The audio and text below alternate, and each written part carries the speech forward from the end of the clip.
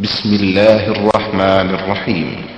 ومن أحسن قولا ممن دعا إلى الله وعمل صالحا وقال إنني من المسلمين.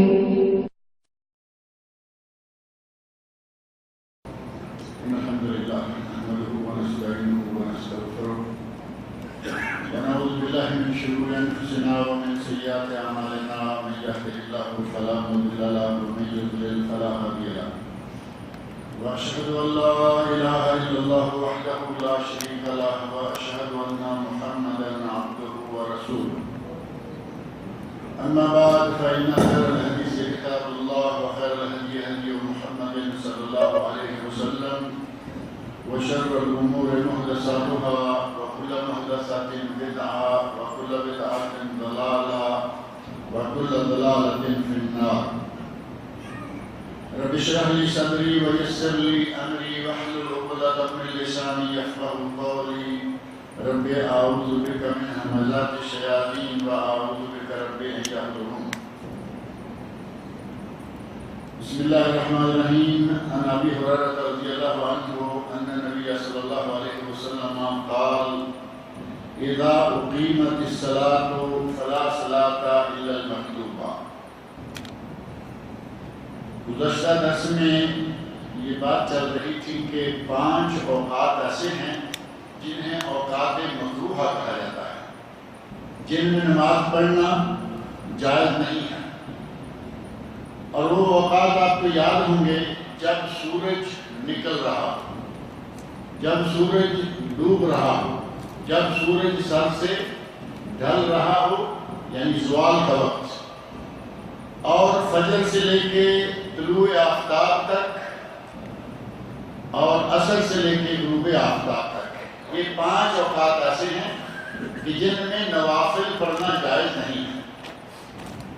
لیکن وہ نمازیں جو مطلق نفل نہیں ہوتی بلکہ ان کا کوئی سبب ہوتا ہے، اگرچہ وہ فرض نہیں ہے، وہ نمازیں پڑھی جا سکتی ہیں.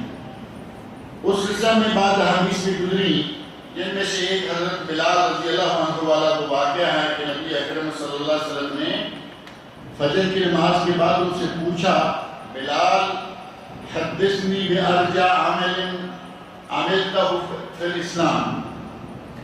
اے بلال مجھے اپنا وہ عمل بتاؤ کہ جو اسلام لانے کے بعد تم نے کیا ہو اور جس کے عند اللہ مقبول ہو جانے کی تمہیں سب سے زیادہ امید ہے.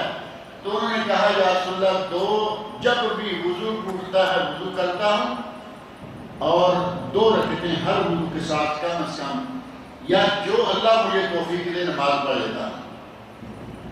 تو اس حدیث سے معلوم ہوا کہ جب بھی وضو کریں آپ وضو کی 2 رکعتیں تحیت المسجد پڑھ سکتے ہیں، چاہے ان 5 اوقات میں سے کوئی کیوں نہ ہو.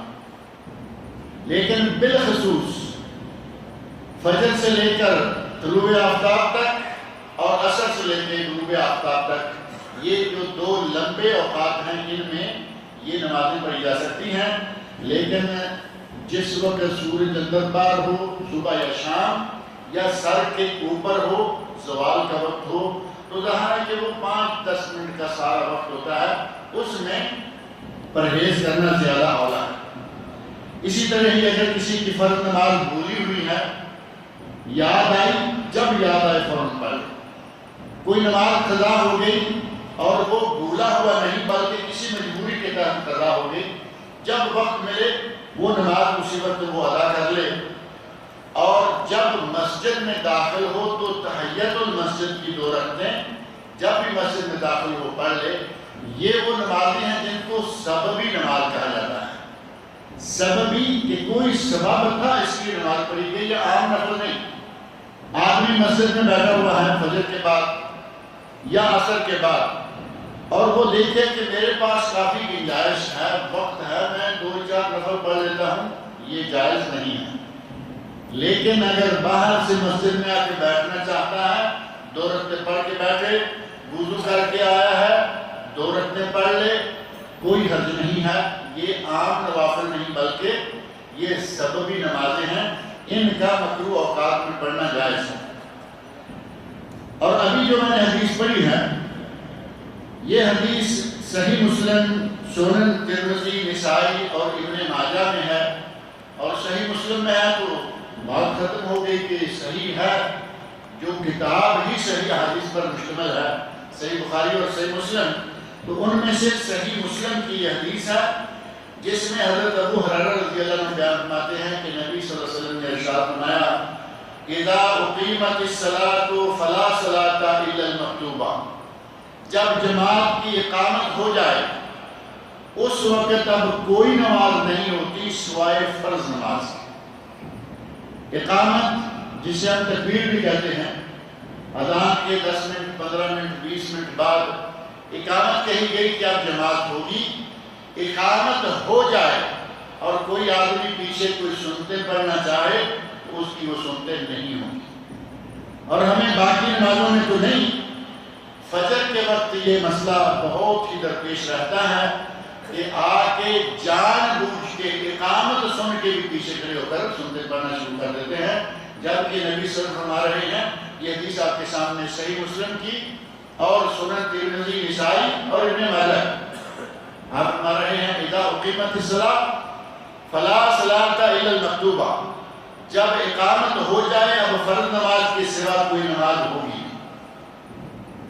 جب ہوگی ہی نہیں تو پڑھنے کا فائدہ۔ آپ نے فرض نماز فجر کی 2 فرض رکعتوں میں سے بھی کچھ نہ کچھ ضائع کر لیا اور سنتے بھی نہیں ہوئی، اور دل میں سمجھ لیا کہ نہیں میں نے تو سکون کے پیچھے جا کے پڑھی تھی یا مسجد کے فلاں کونے میں پڑھی تھی، وہ کونا بھی مسجد کا، سکون بھی مسجد کا، تم بھی مسجد کا، اور مسجد میں امامت ہو رہی ہے، جماعت کری ہے، 2 رکعتیں پڑھنا آپ کے دل کی بات نہیں، یہاں رسول اللہ صلی اللہ علیہ وسلم کی بات ہے کہ نماز نہیں ہوگی، نبی نے فرما دیا نہیں ہوگی، اب حاصل کیا ہوگا 2 رکعتیں پڑھنے سے؟ کوئی حاصل نہیں ہوگا، کچھ حاصل نہیں ہوگا سوائے اس کے کہ تمہاری فرض نماز کا کچھ حصہ ضائع ہو جائے۔ اور پھر عجیب بات یہ ہے کہ اگر کہا جائے کہ امام کے پیچھے سورہ فاتحہ پڑھ لینی چاہیے تو ہمارے سامنے ایک آیت آ جاتی ہے، کہتے ہیں کہ نہیں قرآن میں آیا ہے اذا قرئ القرآن فاستمعوا لہ وانصتوا لعلکم ترحمون، ہم نہیں پڑھ سکتے کیونکہ امام پڑھ رہا ہے، اور یہی بات اس کونے میں امام کی آواز بھی جا رہی، اس کونے میں اس ٹون کے پیچھے اوپر کے حصے میں پورے محلے میں امام کی آواز گونج رہی ہے، وہ سورہ فاتحہ بھی پڑھ رہا ہے، بات کی کچھ بھی پڑھ رہا ہے، اس کو امام کے پیچھے کھڑے ہو کے صرف سورہ فاتحہ پڑھنا مشکل ہے، اور پوری 2 رکعتیں پڑھ لیں، اس میں 2 مرتبہ فاتحہ پڑھی، 2 مرتبہ قل هو اللہ پڑھی، سبحانک اللہم و بحمدک پڑھی، 2 رکوع کیے، 4 سجدے کیے، قعدہ کیا، وہ سب منظور ہے، اور صرف سورہ فاتحہ پڑھنا منظور نہیں ہے۔ کس طرح کے ہمارے 2 پیمانے ایک ایک کام کے لیے۔ نبی صلی اللہ علیہ وسلم نے فرمایا مسجد میں داخل ہو، جماعت کھڑی ہے، جماعت سے مل جاؤ۔ اب مسئلہ یہ ہے کہ ایک حدیث میں آتا ہے اگر سنتیں فجر کی رہ جائیں تو سورج طلوع ہونے کے بعد پڑھیں، اور دوسری حدیث میں ہے رکعتا الفجر خیر من الدنیا وما فیہا، فجر کی 2 سنتیں دنیا جہان سے زیادہ قیمتی ہیں۔ اب دنیا جہان سے زیادہ قیمتی ہیں، چھوڑنا نہیں چاہ رہے، اور سورج نکلنے کے بعد پڑھیں گے یہ بھی برداشت نہیں کرنا چاہ رہے، تو پھر چور دروازہ نکالنے کی کیا ضرورت ہے؟ یا تو آدمی ہمت دکھائے سورج نکلنے کے بعد پڑھے، اگرچہ وہ حدیث بھی سند کے اعتبار سے صحیح نہیں، لیکن مان لیا موثق سند ہے، اس پہ عمل کر لے کہ سورج نکلنے کے بعد وہ سنتے پڑھے، یا پھر تھوڑی ہمت کرے، اللہ رب العزت نے توفیق دی، اتنا اچھا عمل ہے، تھوڑا پہلے گھر سے نکلے، آ کے فجر کی سنتے پڑھیں، اقامت سے پہلے فارغ ہو جائیں، وہ بھی نہیں ہو پا۔ اب یہ کہ امام نے جماعت کھڑی کرا دی اور یہ پیچھے سنتے پڑھ رہے ہیں، جو کہ نبی صلی اللہ علیہ وسلم کے اس ارشاد کی روح سے بالکل لا حاصل۔ نبی صلی اللہ علیہ وسلم فرما رہے ہیں لا صلاۃ اذا اقیمت الصلاۃ الا التي اقیمت لها، جب جماعت کھڑی ہو جائے تو کوئی نماز نہیں ہوگی سوائے اس فرض نماز کے جس کی کہ اقامت ہوئی ہے۔ لہذا ہمارے خاص طور پر یہ پاکستان اور انڈیا کا مسئلہ ہے، یہاں عربوں کا نہیں ہے۔ آپ دیکھیں گے آتے ہی وہ جماعت میں شامل ہو جاتے ہیں، سلام پھیری، اللہ اکبر، سبحان اللہ، الحمدللہ، اللہ اکبر، 2 سنتیں پڑھ رہے ہیں، بات ضرور۔ اور نبی صلی اللہ علیہ وسلم کی 1 نہیں 2 نہیں 4 احادیث موجود ہیں کہ فرضوں کے بعد اٹھ کے 2 سنتیں پڑھنا جائز، صحیح دلائل موجود ہیں۔ اگر یہ دلائل ہی نہ ہوتے تب بھی کہتے کہ بھائی مجبوری بن گئی ہے، اب نہیں بیٹھ سکتے سورج نکلنے تک، اور پہلے نہیں آ سکے تو نماز پڑھنی ہی پڑھنی۔ باقاعدہ نبی اکرم صلی اللہ علیہ وسلم کی طرف سے اجازت موجود ہے کہ فرضوں کے بعد اٹھ کے 2 رکعتیں پڑھ لو، کوئی حرج نہیں ہے۔ آپ کے سامنے صحابہ نے پڑھی، آپ نے منع نہیں فرمایا۔ ہمیں اس گنجائش کو لینے میں کیا حرج ہے؟ گنجائش صحیح حدیث سے ثابت ہے وہ نہیں لیں گے، اور غلط راستہ اختیار کرنے کے لیے ہم تیار بیٹھے رہتے ہیں روزانہ۔ اور اس میں ہمارا قصور کم ہے، ہمارا آپ کا قصور کم ہے، ہمارے ان مولویوں کا قصور ہے جو اتنی پکی کر کے اپنے نمازی کو بھیجتے ہیں کہ دیکھو اگر آخری رکعت یعنی دوسری آخری رکعت اگر آخری رکعت کے مل جانے کی بھی توقع ہو تو پہلے سنتے ضرور پڑھو۔ بہت غلط فتویٰ دیتے ہیں یہ لوگ۔ یہ فتویٰ آپ کے سامنے رسول اللہ صلی اللہ علیہ وسلم کا ہے، کسی مفتی کا نہیں، کسی مولوی کا نہیں، کسی امام کا نہیں۔ نبی صلی اللہ علیہ وسلم فرما رہے ہیں اذا اقیمت الصلاۃ فلا صلاۃ الا التي اقیمت لها، فلا صلاۃ الا المکتوبہ، فرض نماز کے علاوہ کوئی نماز نہیں ہوگی۔ لہذا ہمیں اپنا رویہ درست کر لینا چاہیے۔ ٹھیک ہے، پاکستان انڈیا میں رہتے ہوئے جو ہو گیا سو ہو گیا، حدیث رسول آپ کے سامنے ہے، حدیث رسول صحیح مسلم، باقی کی کتابوں کو بھی چھوڑ دیں، صحیح بخاری اور صحیح مسلم کی حدیث ہو، اور پھر آدمی کہے کہ پتہ نہیں یہ کیا ہے اور کیوں ہے اور کیسے ہے، تو پھر اس کا معنی یہ ہوا کہ ہمیں کوئی فائدہ نہیں ہے پڑھنے کا نہ سوچنے کا۔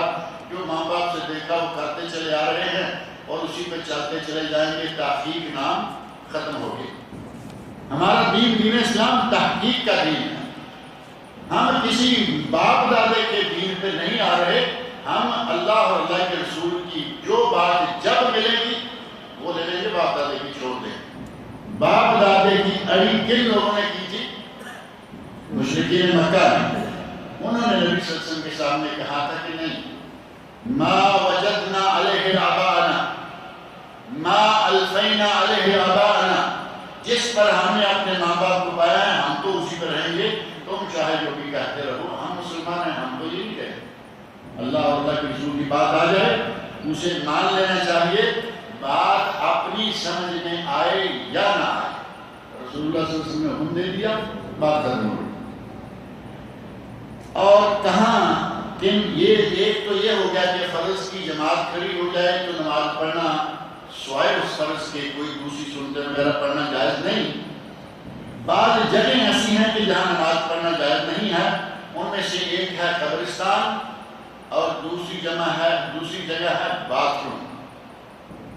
اور اس سلسلے میں باقاعدہ حدیث موجود ہے، ابو داؤد، ترمذی، ابن ماجہ، مسلم امام احمد اور مستدرک امام حاکم میں، جس میں حضرت ابو سعید خدری رضی اللہ عنہ بیان فرماتے ہیں قال ان نبی صلی اللہ علیہ وسلم قال، نبی صلی اللہ علیہ وسلم نے فرمایا الارض کلھا مسجد، ساری زمین ہی مسجد ہے۔ مسلمانوں کو اللہ رب العزت نے یہ کتنا بڑا اعزاز دیا ہے کہ ساری زمین مسجد ہے، ساری زمین پاک ہے، جہاں وقت ہو جائے نماز پڑھو۔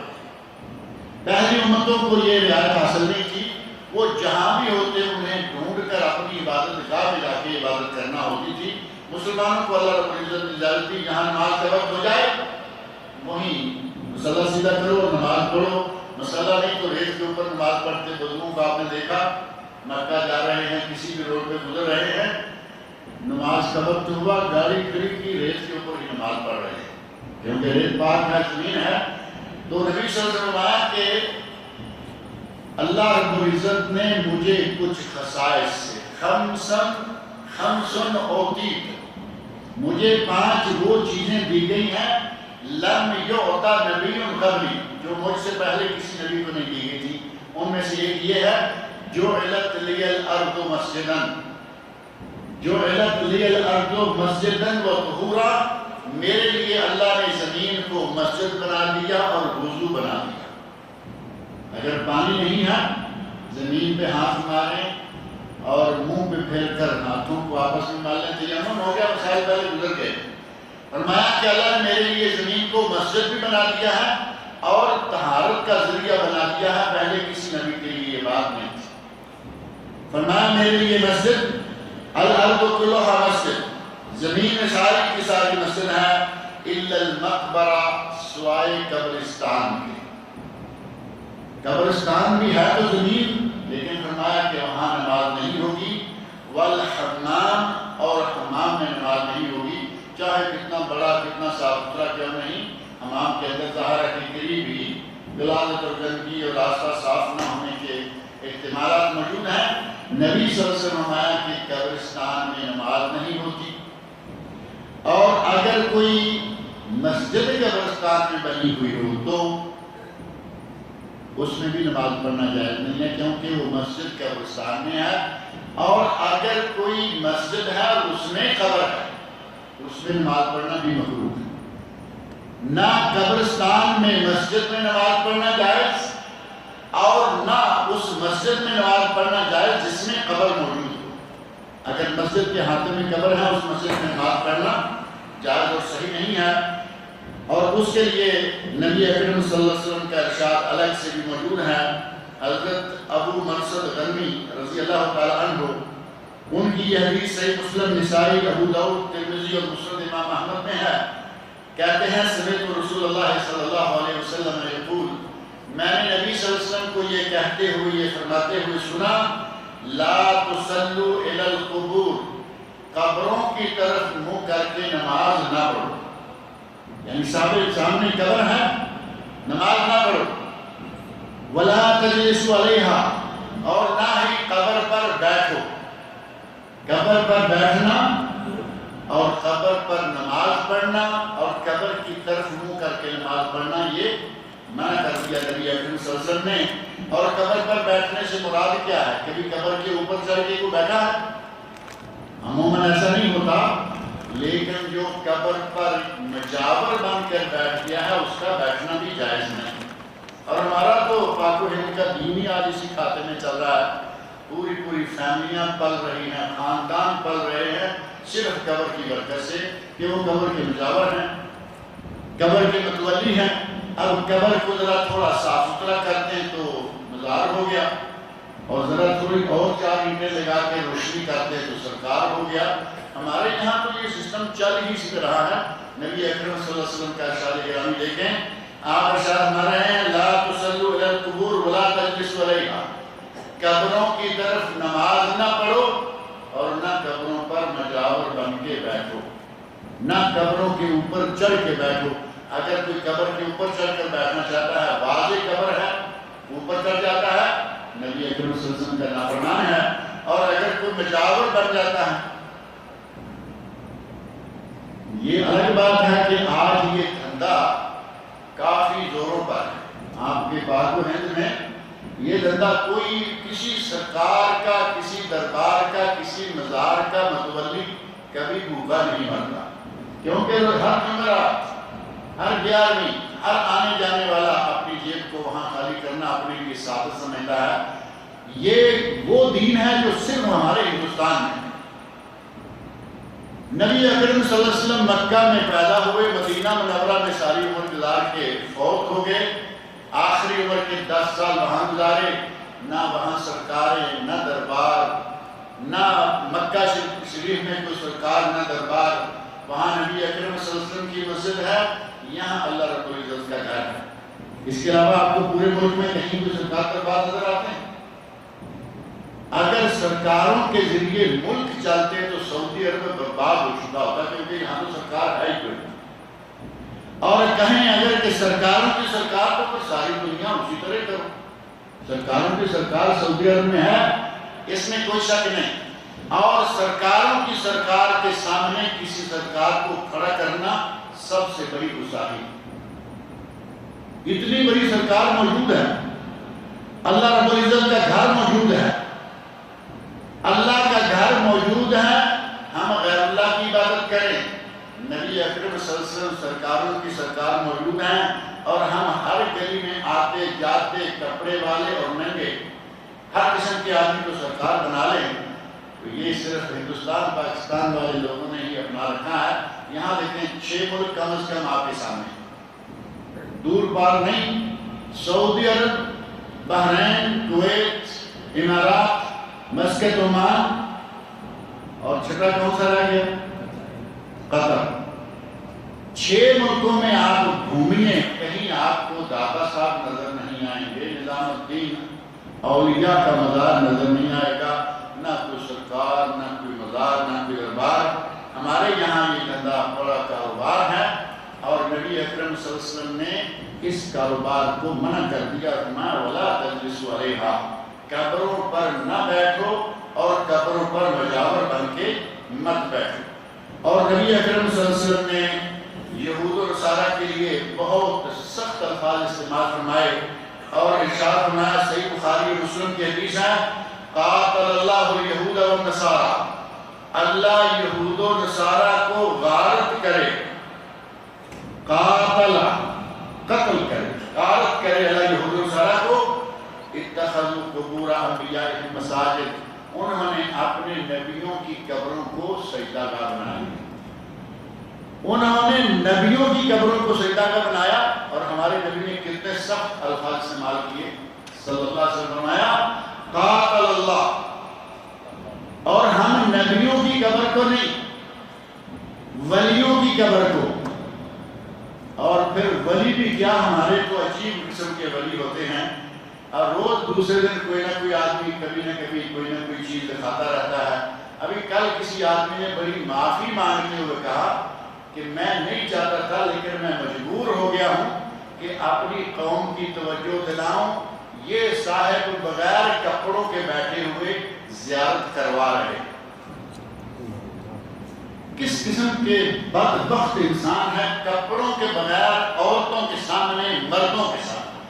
اور کتنے احمق انسان ہیں کہ جنہیں یہ بھی پتا کہ جس آدمی کو کپڑا نصیب نہیں, جس آدمی کو اللہ نے اتنی توفیق نہیں دی کہ وہ کپڑا ہی پہن لے, اس آدمی سے ہم دنیا جہاں کی دولتیں مانگیں گے. اس کے پاس دینے کے لیے ہے کیا؟ اس کے پاس تو اپنے کپڑا نہیں ہے پہننے, یہ آپ کو کیا دے گا؟ لیکن ہمارے یہاں دیکھیں چل رہا ہے یہ سلسلہ. نبی صلی اللہ علیہ وسلم نے ارشاد فرمایا اتخذوا قبور انبیائہم, یہود و نصارہ نے اپنے نبیوں کی قبروں کو سجدہ گاہ بنایا اور ہمارے ہر ایرے گہرے کی قبر کو بے دین قسم کے, بے نماز قسم کے, ایسے بھی پیر موجود ہیں بے نماز اور بے دین, بے شرع, شکل سے دیکھیں وہ مسلمان بھی ہیں. آپ کے علاقوں میں پتہ نہیں کوئی ایسا ہوگا نہیں. ہمارے سیالکوٹ میں ایک پیر گزرے ہیں, الحمدللہ گزر گئے ہیں, خس کم جہاں پاک. اس کے نہ داڑھی تھی, نہ مونچھ تھی, نہ وہ سر پہ بال رکھتا تھا. اب اندازہ کریں کہ داڑھی, مونچھ, سر پہ بال کچھ بھی نہ ہو تو کیا ہوگا. اللہ رب العزت نے مرد کو داڑھی شان کے طور پر, ایک نشان کے طور پر دی.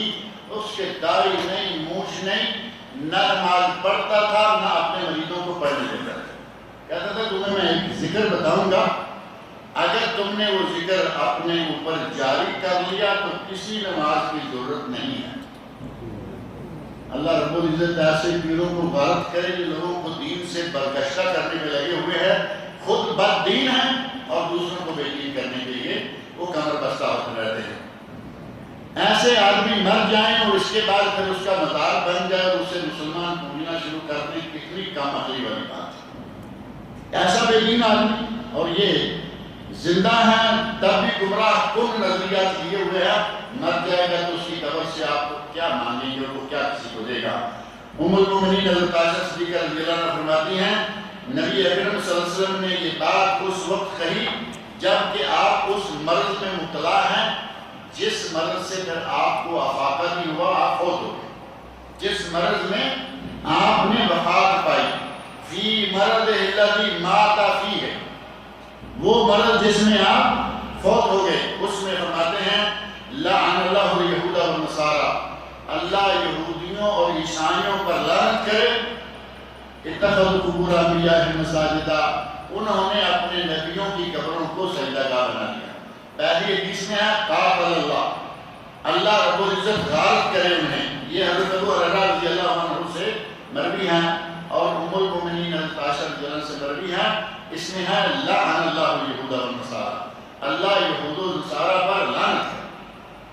نبی صلی اللہ علیہ وسلم جو کہ رحمت للعالمین تھے، نبی صلی اللہ علیہ وسلم جن سے کبھی دشمنوں کے لیے بھی برے لفظ نہیں نکلے، جب معاملہ یہ آیا کہ اللہ کے ساتھ یہ لوگوں کو شریک کرتے ہیں، انبیاء کی قبروں کو سجدہ گاہ بناتے ہیں، تو نبی اکرم صلی اللہ علیہ وسلم کی زبان مبارک سے لعنت کا لفظ بھی نکل گیا۔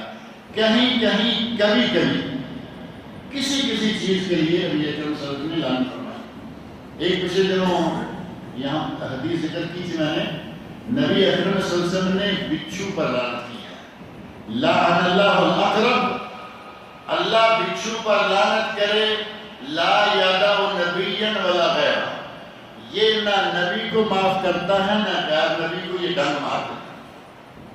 اور دوسری حدیث میں ہے لعن اللہ الاقرب لا یدع مصلیا ولا غیرہ، اللہ بچھو پر لعنت کرے یا نہ نمازی کو چھوڑتا ہے نہ بے نماز کو معاف کرتا۔ بچھو بچھو ہے اس کے لیے نمازی کیا اور بے نماز کیا، اور بچھو بچھو ہے اس کے لیے نبی کیا اور غیر نبی کیا۔ نبی کو مختار کل ماننے والوں یہ دیکھو، نبی کو بچھو نے ڈنگ مار لیا ہے اور آپ اس کا دم کر رہے ہیں، اس پہ دم کر رہے ہیں، نمک اور پانی اور سورت الکافرون اور سورت الاخلاص، سورت الفلق، سورت الناس، 4 سورتیں پڑھی، دم کیا، اللہ رب العزت نے ساری کی ساری تکلیف رفع کر دی۔ آپ کے لیے قیامت تک کے لیے زہریلے جانور کے کاٹے کا علاج بھی موجود ہے، اور لوگوں کو تھوڑا سا ہوش دلانے کے لیے اس حدیث میں لمحہ ذکر بھی ہے کہ مختار کل ہو اسے بچھو کاٹ کھائے، مختار کل ہو اور دشمن اس کے دانت توڑ دے، مختار کل ہو اور بچے اور پاگل لڑکے اسے پتھر مار رہے ہوں اور طائف کی وادیوں میں لو لہان کر رہا ہو، کس قسم کا مختار کل ہو؟ مختار کل صرف اللہ کی ذات ہے، اس کے سوا کوئی مختار کل نہیں۔ ایسا لباس پہننا جس میں نقش و نگار، یعنی کپڑا ایسا کہ جس میں نقش و نگار بنے ہوئے ہوں، فوٹو بنے ہوئے ہیں یا بڑے خوبصورت ڈیزائن بنے ہوئے ہیں، ایسا کپڑا پہن کے نماز پڑھنا بھی جائز نہیں ہے۔ ام المؤمنین حضرت عائشہ صدیقہ رضی اللہ عنہا فرماتی ہیں قام رسول اللہ صلی اللہ علیہ وسلم یصلی فی خمیصۃ ذات اعلام، نبی صلی اللہ علیہ وسلم نے ایک چادر لی اور آپ نے نماز پڑھنا شروع فرما دی، اس چادر میں کچھ نشانات تھے، یعنی کچھ تصویریں، کوئی نقش اعلام، کچھ اس میں سادہ کپڑا نہیں تھا۔ فلما قضى صلاته، جب آپ نماز سے فارغ ہو گئے، قال، تو فرمایا اذهبوا بهذه الخمیصہ الى ابی جہم بن حذیفہ، یہ چادر ابو جہم بن حذیفہ کے پاس لے جاؤ، اور وَأْتُونِي بِأَنْبِجَانِيَّةٍ، اور مجھے اس سے اس کی سادہ چادر لا کے دے دو۔ ان کے پاس یہ چادر کیوں بھیجی؟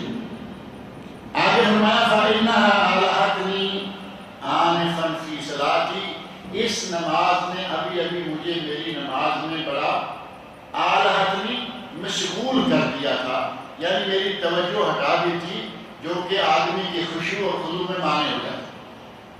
اس وجہ سے وہ چادر نکالی، کہا کہ ابو جہم کے پاس لے جاؤ۔ ابو جہم کے پاس کیوں لے جاؤ؟ دیگر احادیث میں یہ بات موجود ہے کہ وہ چادر ابو جہم نے بڑی خوشی کے ساتھ نبی صلی اللہ علیہ وسلم کو ہدیہ دی تھی، اور آپ نے فرمایا کہ یہ اس کے پاس لے جاؤ، اور اس کے پاس امبجانیہ وہ چادر ہے جو سادہ ہو، اس میں کسی قسم کی کوئی نقش و نگار، کوئی لینک، کچھ بھی نہ ہو، لکیر نہ ہو۔ فرمایا وہ لے آؤ اور یہ اس کو جا کے دے آؤ، اس نے مجھے نماز میں مشغول کر دیا ہے. اور نبی اکرم صلی اللہ علیہ وسلم کا اخلاق گرامی دیکھیں کہ وہ چونکہ تحفہ دی تھی یہ نہیں کہا کہ یہ اس کو دے دو، یعنی تحفہ واپس کر دیا، اور یہ آپ کی عادت مبارکہ نہیں تھی. کہا یہ دے دو، اس کے پاس جو اس نے پہنی ہوئی ہے، اوڑھی ہوئی ہے سادہ چادر، وہ لا کے مجھے دے دو، تاکہ ان کے دل میں یہ نہ آئے کہ میرا تحفہ واپس کر دیا. نہیں، تحفہ ایک واپس کیا ہے تو دوسرا منگوا لیا ہے. اگر کسی نے شرٹ پہنی ہوئی ہو اور شرٹ کے بازوؤں پر بھی پھول ہیں، پوری شرٹ پر بھی پھول ہیں، آگے اس کو دکھ رہے ہیں، پیچھے والی صف والوں کو دکھ رہے ہیں، ہے یہ نہیں ایسا؟ اب سامنے والے پڑھیں گے، آگے والے کو پیچھے والے دیکھ رہے ہیں، خود اسے بھی معلوم یہ پھول بنے ہوئے ہیں، یہ پھول. آدمی پھولوں کی بھول بھلائیوں میں لگ جائے گا اور نماز سے توجہ ہٹ جائے گی. نبی صلی اللہ علیہ وسلم نے فرمایا کہ مجھے اس نے مشغول کر دیا، اور میں آپ کون ہوں. اسی موضوع کی ایک حدیث اور ہے، اس کے بعد اس موضوع کو روکیں گے انشاءاللہ، اگلی مرتبہ پھر پڑھیں گے کہ کون سی جگہ ایسی ہیں جہاں نماز پڑھنا جائز نہیں ہے.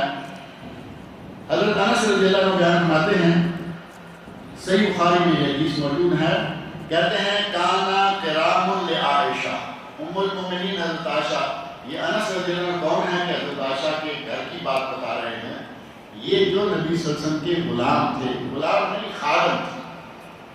انس بن مالک رضی اللہ عنہ کی والدہ نے بچپن میں منت مانی اور کہا کہ یا رسول اللہ میں نے یہ بچہ آپ کی خدمت کے لیے وقف کیا. اور وہ کہتے ہیں کہ میں نے نبی صلی اللہ علیہ وسلم کی 10 سال خدمت کی، 10 سال خدمت کی، اور کبھی ایسا نہیں ہوا کہ آپ نے مجھے کہا ہو لما فعلت ھذا، انس یہ تم نے کیوں کیا، او لما لم تفعل ھذا، اے انس تجھے یہ کہا تھا تو نے کیوں نہیں کیا. کبھی ایسا نہیں ہوا 10 سالوں میں کہ مجھے ڈانٹا ہو اور کہا کہ یہ کیوں کر دیا اور یہ کیوں نہیں کیا. نبی صلی اللہ علیہ وسلم کے اخلاق عالیہ کا اندازہ آپ کر سکتے ہیں. 10 سال میں بچے کو یہ موقع نہیں دیا کہ وہ کہے کہ آپ مجھ پر ناراض ہوئے تھے اور مجھے کہا یہ کام کیوں کر دیا اور یہ کیوں نہیں کیا. وہی کہتے ہیں کہ عائشہ رضی اللہ عنہا کے پاس ایک پردہ تھا، کرام، جو کسی جگہ انہوں نے لگا رکھا تھا. صدرت بہی جانب بیتہا، انہوں نے اپنے گھر کے کچھ حصے کا پردہ بنایا ہوا تھا. ہمارے یہاں پردوں کی شکل اور ہے، پیچھے رنگ برنگے شیشے لگے ہوئے ہیں، اس کے آگے کپڑا بھی لگا ہوا ہے. یہ پردہ فضول خرچیوں میں آتا ہے اور بعض روایات کی روح سے یہ ممنوع بھی ہے. اگر شیشہ سفید ہے، آپ کو دھوپ کے اندر آنے کا خطرہ ہے، لگائے. شیشہ بھی رنگدار ہے، آگے پھر خوبصورت پردہ لگا ہوا ہے. حضرت عائشہ رضی اللہ عنہا کے پردے کا وہ خود بتا رہے ہیں کہ انہوں نے اس پردے کے ذریعے سترت بہی جانب بیتہا، انہوں نے اپنے گھر کی ایک جانب کا پردہ بنایا ہوا، یعنی باقاعدہ وہ پردے کا کام کر رہا تھا، صرف شو پیس نہیں تھا. فقال لہ نبی صلی اللہ علیہ وسلم، نبی اکرم صلی اللہ علیہ وسلم نے ان سے مخاطب ہو کر فرمایا، امیتی انی قرامہ کے ھذا، اے عائشہ یہ پردہ مجھ سے دور کر دو، میری نگاہوں سے اس کو ہٹا دو. فإنه لا تزال تصاویرہ تعرض لی فی صلاتی، نماز کے دوران اس کی تصویریں میرے سامنے آتی رہیں. اب یہاں یہ مثال کے طور پر کھڑکی ہو، کھڑکی میں پردہ لگا ہوا ہو، یہاں پڑھیں گے یہاں پڑھیں گے، 1-2 صفوں تک تو پردہ نظر آئے گا نا. یہ بھی اچھے صحیح ذمہ دار نمازی کی بات ہے کہ 1-2 صفوں تک. ہمیں تو باہر سے نظر آنا شروع ہو جاتا ہے، باہر کے دروازے پر نماز شروع کریں تب بھی دیکھتا ہے یہ دیوار پر کیا ہے. ہماری نماز کا تو عالم اور ہے. نبی صلی اللہ علیہ وسلم جو کہ قریب کھڑے ہیں، آپ نے فرمایا کہ تیرے اس پردے کی تصویریں نماز میں میرے سامنے آتی رہی، یعنی جیسے نظر پڑتی وہ تصویر ہوتی. فرمایا اس کو مجھ سے ہٹا دو، یہ مجھے نماز میں مشغول کرتا رہا ہے. لہذا اگر کہیں کوئی ایسا پردہ ہو تو وہاں بھی نماز پڑھنے سے بچنا چاہیے. لیکن ہم کہاں جائیں گے؟ ہماری پاکستان انڈیا کی مسجدوں کی سامنے دیوار پردے پر تو چند پھول ہوں گے، یہاں سے لے کے یہاں تک پوری دیوار خوبصورت پھولوں سے بنی ہوئی ہوتی ہے، اوپر ٹائل بھی پھولدار لگی ہوتی ہے. یہاں الحمدللہ یہ بات اچھی ہے کہ یہاں مسجدیں ایسے سادہ ہوتی ہیں پھولوں والی نہیں ہوتی، لیکن کبھی کبھی کہیں کہیں شاید آپ کے علم میں ہوگا کہ ایسی مسجد بھی دیکھنے میں مل جائے۔ ہم نے ایک مرتبہ کفجی میں ایک پروگرام تھا، ایک مسجد میں نماز پڑھی، ایسے لگے جیسے پاکستان میں آ گئے، اسی طرح ٹائلیں، اسی طرح رنگ، زیادہ اس میں ہر رنگ استعمال کیا گیا۔ شاید کسی دربار مردار سے کوئی آدمی آیا تھا، اس نے اپنی ساری کاروائیاں مسجد میں ڈال دی۔ لیکن یہاں عموماً آپ دیکھیں گے الحمدللہ مسجدیں سادہ اور صاف ہوتی ہیں، باہر کو ہیں کی طرح نہیں۔ اور پھر اب اگر گھر میں مثال کے طور پر آپ نماز پڑھنا چاہتے ہیں، سامنے پھولوں والا پردہ ہے، کوشش کریں کہ وہاں کھڑے ہوں، یہاں اس طرح کا پردہ نہ ہو، کیونکہ نبی اکرم صلی اللہ علیہ وسلم نے فرمایا کہ اس پردے کو مجھ سے ہٹا دو، یعنی پردہ نکال دو۔ تو بعض روایات سے پتہ چلتا ہے کہ المومنین حضرت عائشہ رضی اللہ عنہا نے اس پردے کو پھاڑ دیا، پھاڑ کے کوئی نیچے بیٹھنے والی گدی یا کوئی چیز جس کا نماز سے تعلق رہے بلکہ اس کے اوپر بیٹھا جا سکے، اس طرح کے استعمال میں لائی تھی۔ اللہ رب العزت مجھے اور آپ سب لوگوں کو نبی اکرم صلی اللہ علیہ وسلم کے ارشادات پڑھنے، سننے، سمجھنے اور ان پر عمل کرنے کی توفیق عطا فرمائے۔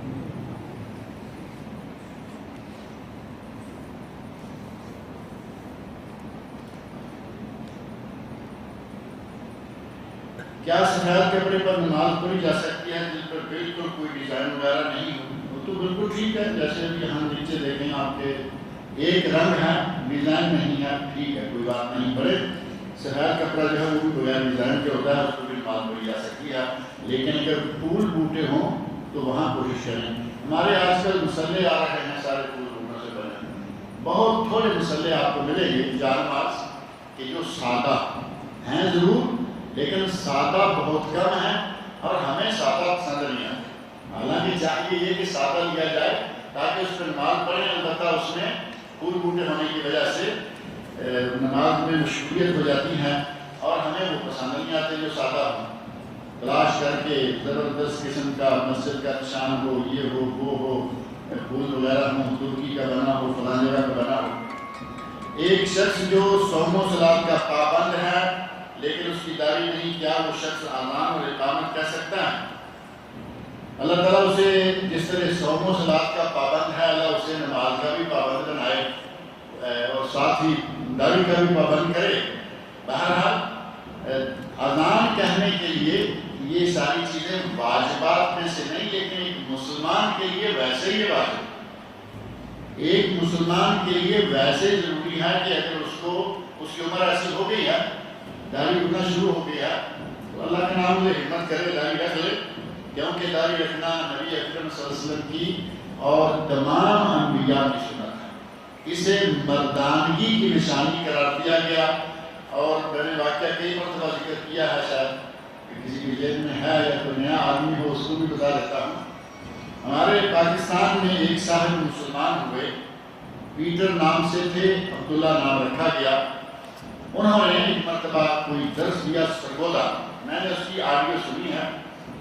اس میں اس نے کہا کہ مسلمانوں، تمہیں یہ دعویٰ ہے اور تمہارا یہ فخر ہے کہ تمہارا نبی ساری دنیا کے لوگوں سے زیادہ خوبصورت تھا۔ یہ بات صحیح بھی ہے یا نہیں؟ یہ بات 100% صحیح ہے کہ ہمارے نبی ساری دنیا سے زیادہ خوبصورت تھے۔ وہ کہتا ہے کہ کیا تمہارے نبی کی داڑھی نہیں تھی؟ داڑھی کے باوجود خوبصورت تھے، داڑھی منڈوا کے کون سی خوبصورتی تلاش کرنا چاہتے ہیں؟ یقین جانے ایک نو مسلم سے بات سن کے بہت دل کو لگی کہ جب نبی داڑھی سمیت ساری دنیا مانگ رہی ہے کہ بڑی خوبصورت ہے، تو پھر ہم داڑھی منڈوا کے کون سا حسن تلاش کرتے ہیں؟ شاید وہ بچے کا دل بہلانے والی بات جو کسی نے کہی ہے وہ ٹھیک ہے کہ داڑھی نہ ہوگی، بچہ رات کو اٹھے ادھر ہاتھ مارے تو پتہ چلے کہ اماں ہی ہے، ابا بھی ہوگا تو اماں ہی لگے اور پھر وہ سو جائے کہ نہیں مجھے ماں کا ساتھ حاصل ہے۔ اس کے سوا اور کیا نظر آتا ہے؟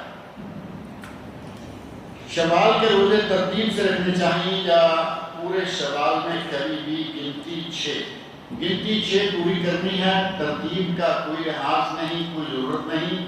نبی صلی اللہ علیہ وسلم نے ارشاد فرمایا ہے من صام رمضان ثم اتبعہ 6 من شوال کان کصیام الدہر، جس نے رمضان کے روزے رکھے اور اس کے بعد شوال میں اس کے پیچھے 6 روزے لگائے۔ آپ نے شوال کہا ہے اور یہ نہیں کہا کہ ترتیب ہوں، یہ نہیں کہا شروع شوال میں ہوں، یہ نہیں کہا آخر شوال میں، بلکہ شوال میں ہوں 6 ہوں، انشاءاللہ ثواب حاصل ہو جائے گا۔ رمضان کے روزے رکھے، شوال کے 6 روزے رکھے، گویا کہ وہ ساری عمر کا روزے دار ہے۔ اور دوسری حدیث میں نبی صلی اللہ علیہ وسلم ارشاد فرماتے ہیں کہ ایک رمضان رکھے گا تو 10 مہینوں کا ثواب، 10 مہینوں کے روزے کا، الحسن بعشر امثالہ، اور 6 روزے رکھے گا تو اس کو 10 گنا کریں 60 دن ہو گئے، 2 مہینے، اور 10 اور 2 12 سال پورا ہو گیا۔ اگر یہ کرتا رہے گا تو گویا کہ ساری عمر یہ آدمی روزے سے ہی رہا ہے۔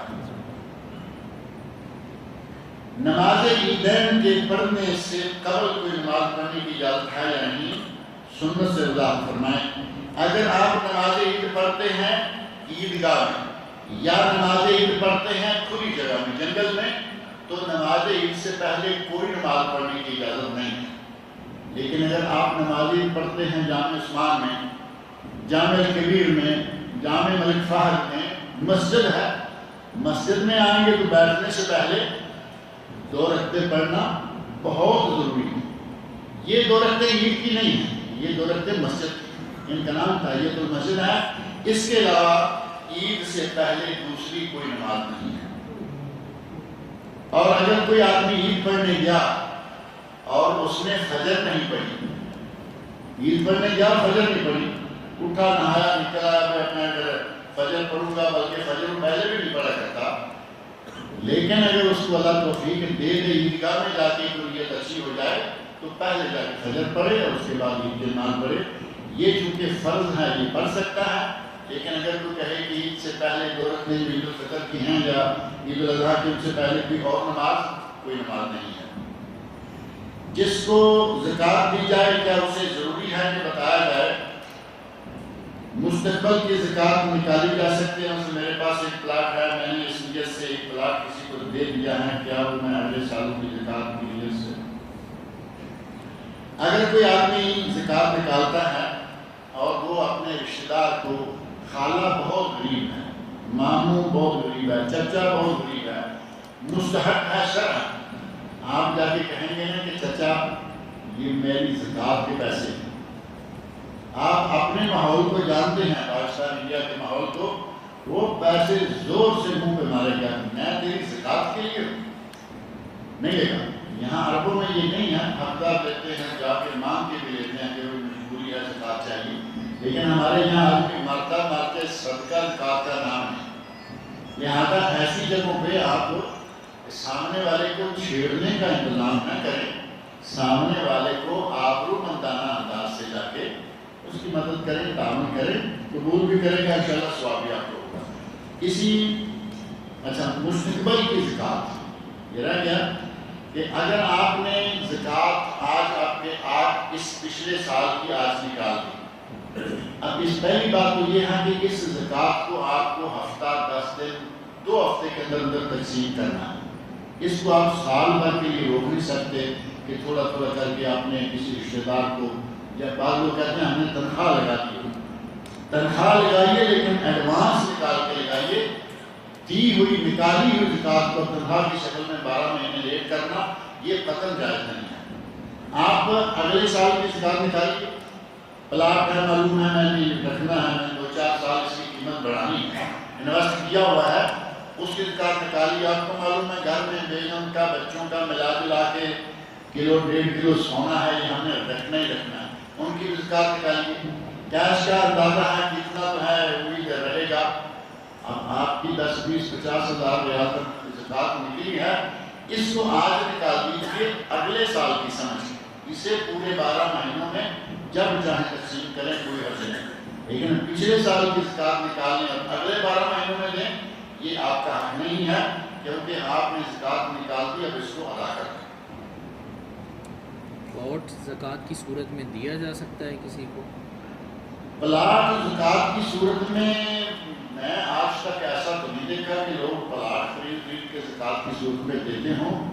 اگر کوئی ایسی صورت ہے کہ آپ کے پاس ایڈوانس اتنا بنتا ہے کہ آپ ایک پلاٹ اب یہ تو نہیں ہے کہ آپ کئی سالوں کی زکات اکٹھی نیت کر کے کسی کو پلاٹ لے کے دینے، پلاٹ لے کے دینا ویسے ہی تو مجبوری نہیں ہے۔ دنیا میں بڑے لوگ ایسے گزر گئے جن کا گھر نہیں تھا، وہ کرائے پر رہے، ساری عمریں گزر گئی ان کی، جو مجبوری کھانے پینے کی، پڑوس میں آدمی بھوکے مر رہے ہوں اور میں ایک آدمی کو پلاٹ خرید کے دے دوں کیونکہ میرا یہاں کچھ تعلق ہے، یہ انداز جو ہے وہ صحیح نہیں ہے۔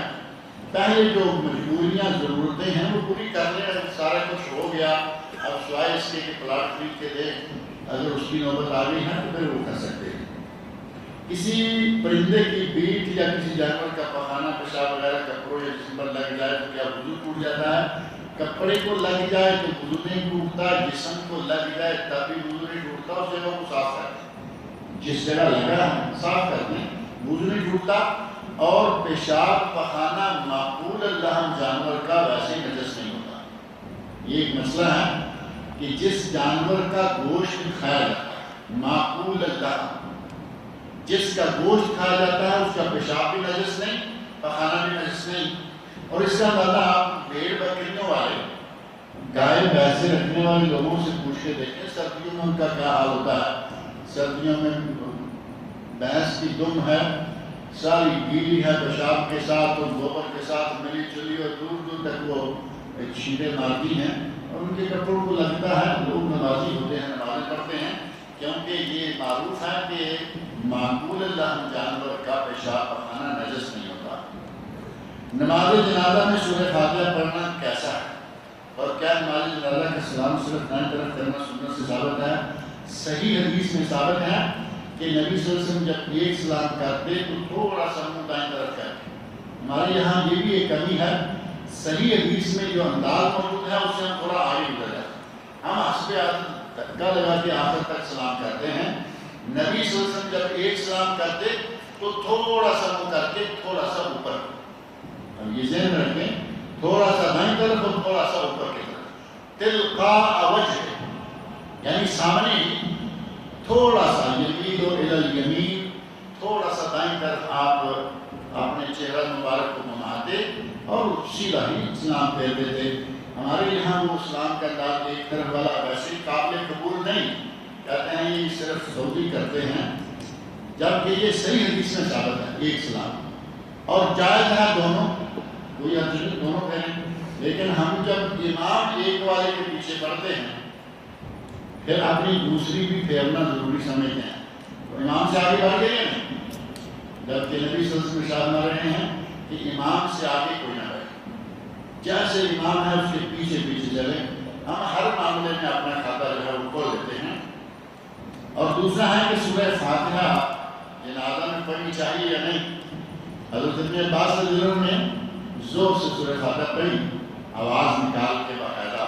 یہاں تو بہت کم رواج ہے نا، پاکستان میں کہیں کہیں بعض علماء، خاص طور پر علماء اہل حدیث جو ہے وہ بلند آواز سے جنازہ پڑھتے ہیں۔ حضرت ابن عباس رضی اللہ عنہ نے بلند آواز سے سورہ فاتحہ پڑھی۔ بعد میں انہیں کسی نے کہا کہ آپ نے سورہ فاتحہ پڑھی، تو انہوں نے کہا تاکہ تیرے جیسے احمق آدمی کو پتہ چل جائے کہ جنازہ میں فاتحہ پڑھنا سنت ہے، تاکہ تمہیں پتہ چل جائے کہ جنازے میں فاتحہ پڑھنا سنت ہے۔ اور یہ بات آج سے 1450 سال پہلے کی ہے، اور ہمارے مولویوں کو آج تک پتہ نہیں چلا کہ سورہ فاتحہ پڑھنا سنت ہے یا نہیں۔ آپ میں سے پاک کے لوگوں نے دیکھا پڑھتے ہیں، آواز تو آتی نہیں، ہیں آواز تو آتی سنتے تو ہوں گے کہ وہ پڑھنا جائز سمجھتے ہیں یا نہیں سمجھتے، نہیں سمجھتے، بلکہ سبحانک اللہم و بحمدک کا ضروری سمجھتے ہیں۔ اور صحیح احادیث میں یہ ثابت نہیں ہے، صحیح احادیث میں سبحانک اللہم و بحمدک کا جنازے میں ثابت ہی نہیں ہے۔ جو ثابت نہیں ہے وہ پڑھتے ہیں، جو ثابت ہے وہ چھوڑتے ہیں۔ جہاں فاتحہ پڑھنی ہے وہاں چھوڑ کے آگے، اور حالانکہ ہر آدمی کہہ رہا پڑھو فاتحہ، جہاں کہ یہاں فاتحہ کی جگہ ہی نہیں، تعزیت کی جگہ فاتحہ رکھ دی، فاتحہ کی جگہ سبحانک اللہم رکھ دی، اپنی مرضی سے جو ٹانکا جہاں چاہتے ہیں ہم لگا دیتے ہیں۔ شریعت ہمارے ٹانکے لگانے سے نہیں بنے گی، شریعت وہ ہے جو اللہ کے رسول نے ہمیں دی ہے، سکھلائی ہے۔ مرنے کے بعد جسم کے اعضاء کا عطیہ کرنا کیسا ہے؟ یہ عطیہ علماء کرام کے مابین مختلف مسئلہ ہے۔ ایک آدمی کہتا ہے کہ میں مر رہا ہوں، جیسے کل عبدالستار میں سننے میں آیا کہ کہا ہے کہ میری آنکھیں کسی کو دے دو۔ یہ پہلے بھی ہوتا آ رہا ہے، آئندہ بھی ہوتا رہے گا۔ علامہ ابن باز رحمۃ اللہ علیہ کا فتویٰ میں سمجھتا ہوں کہ بہت بہتر ہے، مختصر ہے۔ وہ کہتے ہیں کہ میں نے اس معاملے میں توقف کیا ہے، نہ میں کہتا ہوں اپنے جسم کے اعضاء کسی کو ڈونیشن کرو، اور نہ میں کہتا ہوں نہ کرو۔ میں اس معاملے میں خاموش ہوں، نہ منع کہتا ہوں نہ جائز کہتا ہوں، کیونکہ میرے نزدیک نہ جائز کے دلائل پورے ہوتے ہیں نہ منع کے پورے ہوتے ہیں۔ یعنی اگر کوئی کرتا ہے تو کر لے، اور اگر کوئی نہیں کرتا تو نہ کرے۔ کفن سفید کپڑے کا ہونا لازمی ہے۔ کفن جو ہے اس کے کپڑے نبی اکرم صلی اللہ علیہ وسلم نے طے کیے ہیں، اور آپ نے باقاعدہ ارشاد فرمایا ہے وَكَفِّنُوا فِيهَا مَوْتَاكُمْ، سفید چادروں میں اپنے مردوں کو کفن دو، اور چادروں میں کفن دو، سلوار قمیض میں کفن دو نہیں کہا۔ کل یہاں یہ بھی بات سننے میں آ رہی تھی کہ بزرگ نے کہا ہے کہ مجھے میرے کپڑوں میں کفن کر دینا۔ نبی صلی اللہ علیہ وسلم نے فرمایا کفن دو، اور میں کہوں گی مجھے میرے کپڑوں میں۔ بہرحال یہ لوگوں کی اپنی اپنی سوچ ہے۔ کسی عزیز کی قبر پر کھڑے ہو کر قرآن کی آیات پڑھی جا سکتی ہیں، میت کے لیے ایصال ثواب کے لیے صرف قبر پہ جا کے آیات پڑھنا یہ ثابت نہیں ہے۔ اپنے گھر میں آپ قرآن کریم پڑھیں، آپ کے والد، آپ کی والدہ، آپ کا استاد، آپ نیت کریں یا نہ کریں ان کو ثواب جائے گا۔ اور اگر آپ کہیں کہ محلے کے لوگوں کو اکٹھے کر کے ان کو بریانی کھلا دیں گے، بوندی کھلا دیں گے، اور وہ ہمارے چاچا کے لیے، ابا کے لیے 2-4 سپارے پڑھ کے یا قرآن 2-4 سے پڑھ کے چلے جائیں گے، یہ ثواب بھیجنے کا انداز بالکل غیر ثابت، غیر مسند اور غیر جائز۔ اور یہ بھی ہمارے یہاں ہے، ہمارے یہاں دین سارے کا سارا اسپیشل ہے کہ یہ قرآن خوانی کے حلقے بھی پاکستان انڈیا کے، جس چیز کو نہیں کو دیکھیں پاکستان انڈیا کے، اگر یہ حلقے اس طرح جائز ہوتے، نبی صلی اللہ علیہ وسلم نے کرائے ہوتے، خلفائے راشدین نے کرائے ہوتے، صحابہ نے کرائے ہوتے، تابعین میں، ائمہ اربعہ میں سے کسی سے یہ بات ثابت ہوتی، کسی سے ثابت نہیں ہے۔ آپ اپنے گھر میں قرآن پڑھیں، آپ کے والدین نے آپ کو سکھلایا ہے، محنت کی ہے، آپ کے استاد نے آپ کو پڑھایا ہے، محنت کی ہے، ان کو بغیر ارادے کے اللہ رب العزت ثواب دے گا، کیونکہ الدال علی الخیر کفاعلہ، جو آدمی کسی کو خیر کی طرف رہنمائی کرتا ہے اس کو اس کا ثواب بھی مل جاتا ہے۔ مغفرت کی دعا کر سکتے ہیں قبر پہ کھڑے ہو؟ مغفرت کی دعا کریں، جیسے جاتے سب سلامتی کی دعا مانگتے ہیں، السلام علیکم یا اہل القبور، وہ جائز ہے، لیکن وہاں کھڑے ہو کر نمازیں پڑھنا، وہاں کھڑے ہو کر تلاوتیں کرنا، آپ تو کہہ رہے ہیں کہ عزیز کے لیے چند آیت، وہاں تو اگلے خیمہ لگا کے پورا مہینہ، لائٹیں لگی ہوئی ہیں، خیمے لگے ہوئے ہیں، قاری بیٹھے ہوئے ہیں، پورا مہینہ چلتے ہیں، تلاوت ہو رہی ہے۔ اور ہمارے بر صغیر پاک و ہند کی بڑی معروف شخصیت اعلیٰ حضرت احمد رضا خان صاحب، وہ کہتے ہیں کہ اگر کوئی اجرت لے، جس نے ایک مہینہ خیمے میں بیٹھ کر قرآن پڑھا ہے، کیا سمجھتے ہیں کہ وہ لکڑی کا ہے، وہ کوئی پیسہ نہیں لے گا، وہ باقاعدہ سب چیزیں طے ہوتی ہیں کہ آپ ایک مہینہ قاری صاحب قرآن پڑھیے، ہم آپ کو یہ دیں گے۔ وہ احمد رضا خان صاحب کہتے ہیں کہ جس نے اجرت پر قرآن کریم پڑھا، پڑھنے والا بھی گنہگار ہے اور پڑھانے والا بھی گنہگار۔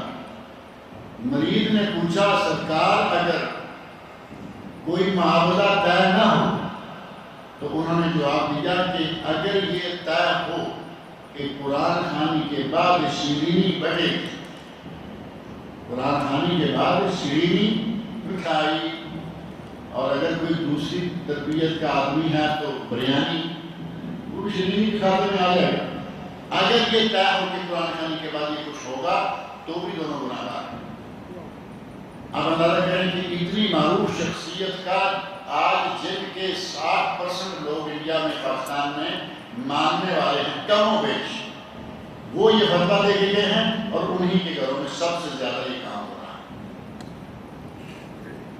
کیا جنت میں متقی لوگوں کے محلات انفرادی طور پر ایک وسیع رقبے پر ہوں گے یا جنت کے ایک درجے میں محلات کے ساتھ ساتھ ہوں گے؟ میں تو ابھی تک گیا نہیں اور نہ مجھے معلوم ہے اور نہ کوئی واضح ایسی حدیث میری نظر سے گزری ہے کہ میں کہوں کہ بھائی وہاں جڑے ہوئے ہوں گے یا درمیان میں سے روڈ گزر رہے. یہ باتیں نبی اکرم صلی اللہ علیہ وسلم نے فرمایا ایک آدمی آپ اندازہ کریں کہ ہم وہاں تک پہنچ بھی نہیں سکیں گے. نبی صلی اللہ علیہ وسلم فرماتے ہیں کہ جو آدمی سب سے آخر جہنم سے نکالا جائے گا اسے جہنم سے نکال کر باہر رکھا جائے گا. آخری آدمی جہنم سے جو نکالا جائے گا اس کے بعد پیچھے کافر اور مشرک ہے جو دائماً ابداً جہنمی. اس آخری آدمی کو جہنم سے نکالا گیا کیونکہ اس کی سزا پوری ہو گئی. اب اس کو جنت کے دروازے کے قریب بٹھایا گیا تو کہتا ہے یا اللہ مجھے ذرا اس درخت کے جو جنت کے اوپر سے درخت کا سایہ آ رہا ہے مجھے اس کے سائے میں جگہ دے. کہا اگر میں نے سائے میں جگہ دے دی تو پھر تم کہو گے کہ مجھے اندر جنت میں ڈال. نہیں یا اللہ میرا دوسرا کوئی سوال نہیں ہوگا. سائے میں جگہ دے دی. اب اندر سے جنتیوں کے ہنسنے کھیلنے کی آوازیں. تو کہتا ہے یا اللہ مجھے دروازے کے اندر کی طرف کر. تو کہا بھی تم نے کہا بس یہ آخری سوال ہے. اندر کی طرف کر دیا. اب اندر دیکھا کہ آگے تو بڑے مزے نظر آ رہے ہیں. کہا یا اللہ مجھے بھی کوئی تھوڑا سا حصہ دے. بار بار سوال کر رہا ہے. اللہ یاد بھی دلا رہا ہے اور ساتھ دیتا بھی جا رہا ہے. کائنات کا مالک اور خالق. اور اسے بالآخر یہ کہا گیا کہ جاؤ یہ جنت تمہاری ہے اور جو سب سے آخر میں اس کو جنت دی گئی ہے دنیا کے کسی بھی بادشاہ کے ملک سے 5 گنا زیادہ ہو. دنیا کے کسی بادشاہ کے ملک سے 5 گنا زیادہ اس آخری جنتی کو جنت ملنے والی ہے. محلات کہاں کہاں رکھیں گے اور کیسے دیکھیں گے کہ کتنے ہیں کتنے ہیں. ایک شخص جو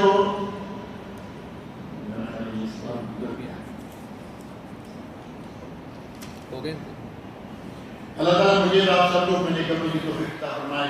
یہ سوالات کی خاطر میں تھوڑا لیٹ ہو گیا ہے اور ویسے بھی یہ درس آج میں نے 1.25 مہینے کے بعد اس وقت آیا ہے. اثر کے بعد ہوا کرتا تھا تو انشاءاللہ تعالیٰ یہ سلسلہ اس طرح جاری رہے گا. عید گزر گئی. اللہ تعالیٰ ہمارے صیام و قیام قبول فرمائے. تقبل اللہ منا منکم صالح الاعمال. اور گزشتہ عید مبارک